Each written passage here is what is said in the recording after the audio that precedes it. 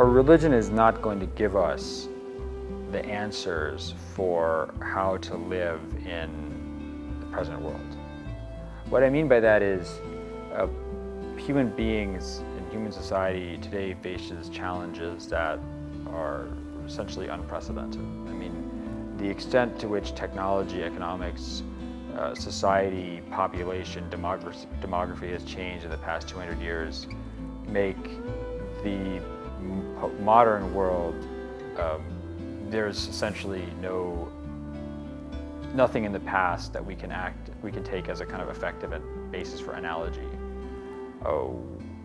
And every society, every culture has been reeling for the past 200 years in dealing with the impact of this massive change in every area of human life. And so Muslims are just, Muslims and every other religion and every other tradition and every other philosophy and every other political tradition are all trying to deal with this. So in a sense that's comforting because, this confusion is not ours alone. Certainly our religion provides values, it provides rules, it provides guidelines, some concrete rules, some general rules. It provides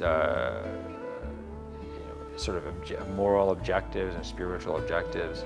But when it comes to the kind of the actual concrete steps we take of organization or of dealing with non-Muslims around us or forging alliances and building institutions or participating in existing institutions, it's really hard to find firm precedents for this in the past. And that doesn't make these things illegitimate. What it means is that they're simply present realities that have outstripped past experience.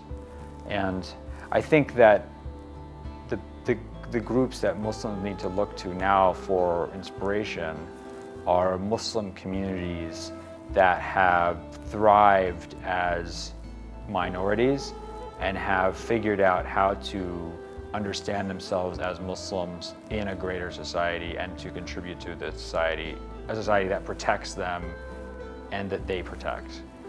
And so countries, I certainly was really influenced a lot by the South African Muslim experience. That was really instructive for me, and sort of giving me a way to, maybe a role model for how to think about Muslims in America.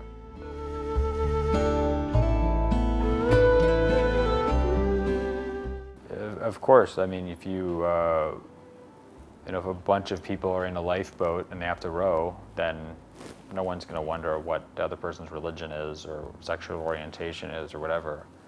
And I think a lot of our lives today are sort of kind of like being in a lifeboat.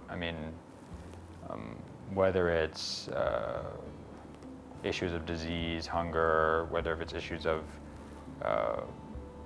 environmental challenges. This is a huge issue, right?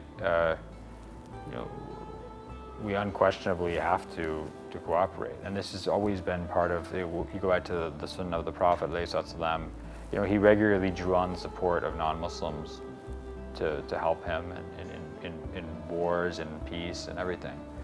And so this is not a strange thing for Muslims at all.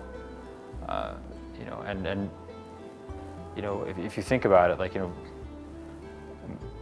most of our interactions are with people who we have, sometimes really profound disagreements with. And that's never been an issue of concern for us.